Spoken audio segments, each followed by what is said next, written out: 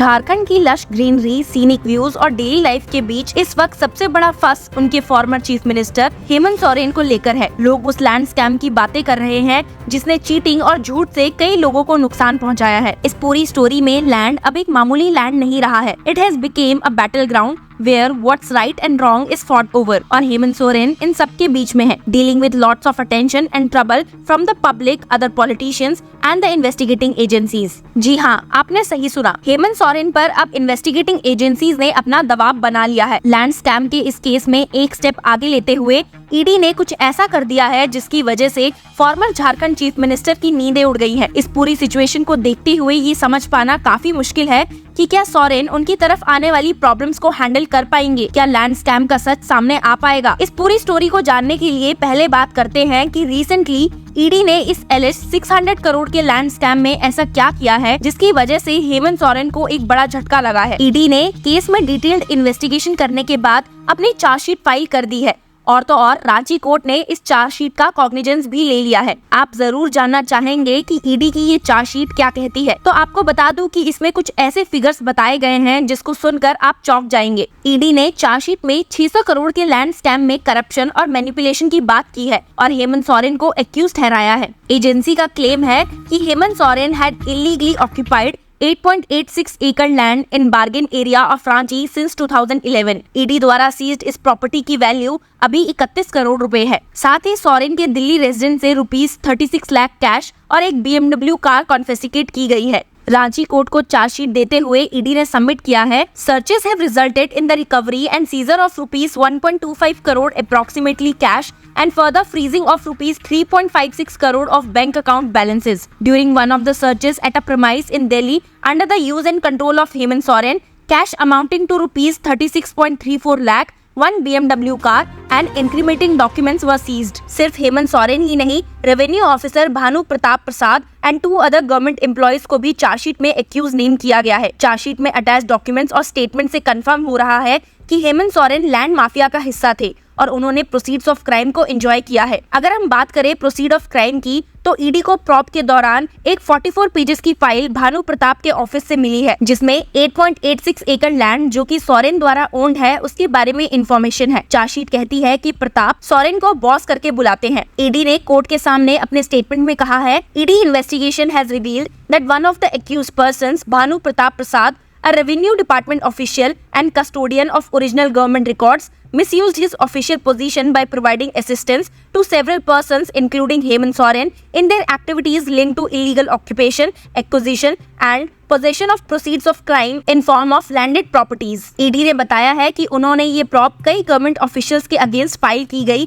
Multiple FIRs की basis पर की थी जिसमें लैंड स्कैम केसेस थे और चार्जशीट में 33 विटनेसेस की स्टेटमेंट्स हैं। ईडी ने सबमिट किया है कि इन लैंड स्कैम केसेस में उन्होंने provisionally now seize properties worth ₹256 crore को अटैच किया है और अब तक इस केस में 16 एक्यूज्ड अरेस्ट हो चुके हैं जिसमें कि हेमंत सोरेन और former Ranchi DC IAS officer Chhavi Ranjan का नाम भी शामिल है। जहां एक और ईडी अपना काम कर चुकी है, वहीं हेमंत सोरेन ने अपने अगेंस्ट इन सभी एलिगेशंस को डिनाई किया है और बीजेपी को एक्यूज किया है ये कहते हुए कि वो डेमोक्रेटिकली इलेक्टेड गवर्नमेंट्स को डिस्टेबलाइज करने के लिए एजेंसीज का यूज कर रही है। इस बात का फैसला तो ट्रायल शुरू होने पर ही पता चलेगा। तब तक मैं आपको इस केस की हिस्ट्री के बारे में थोड़ा सा बता दूं और ये भी कि कैसे झारखंड के फॉर्मर चीफ मिनिस्टर इस केस में फंस गए। ईडी झारखंड में कई ऐसे केसेस में इन्वेस्टिगेट कर रही थी जिसमें कि illegal mining, MNREGA scam of 2009 और alleged illegal sale and purchase of an army plot in Ranchi शामिल थे। अब आर्मी लैंड इन्वेस्टिगेशन के दौरान एक नाम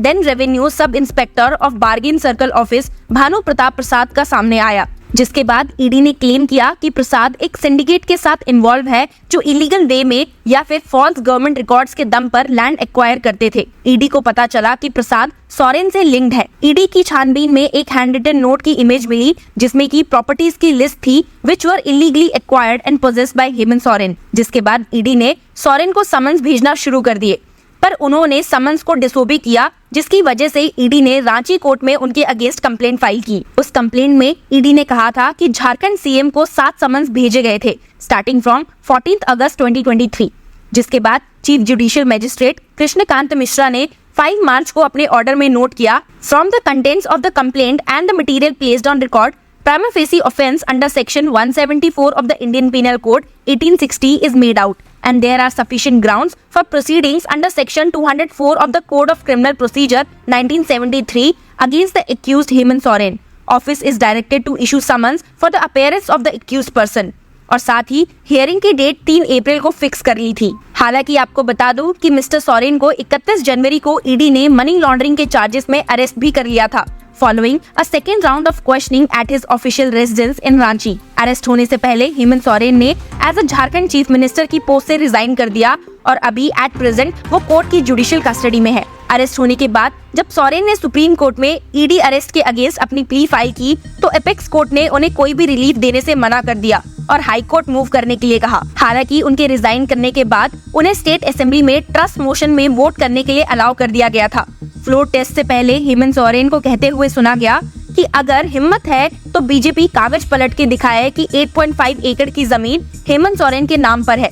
अगर है तो मैं राजनीति से इस्तीफा दे दूंगा, राजनीति से संन्यास क्या, झारखंड ही छोड़ के चला जाऊंगा। तो आप देख ही सकते हैं कि कैसे आने वाले इलेक्शन से पहले हर एक स्टेट में कुछ खलबली पैदा हो रखी है। झारखंड की जैसे ही दिल्ली का भी सेम ही हाल है, जहां सिमिलरली एक सिटिंग चीफ मिनिस्टर को ईडी ने अरेस्ट कर लिया और अपनी कस्टडी में ले लिया in relation to the known Delhi excise policy case. बस फर्क इतना है कि दिल्ली में हेमंत सोरेन की जैसे अरविंद केजरीवाल ने सीएम की पोस्ट से रिजाइन नहीं किया और कस्टडी में रहते हुए सरकार चलाने का फैसला किया।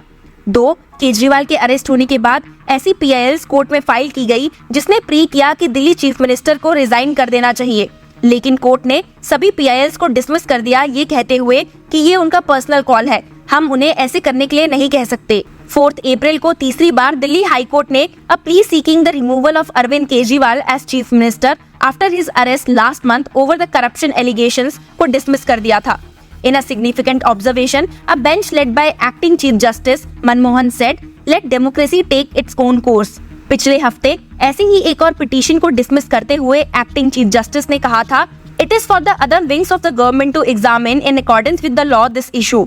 और सबसे पहले a bench led by then Chief Justice Rajendra Menon ने एक फर्म स्टेटमेंट देते हुए नोट किया था that prosecution is going on, he may be acquitted। तो कोर्ट में चीफ मिनिस्टर्स के अगेंस्ट ऐसे चल रहे केसेस के बारे में आपका क्या ख्याल है?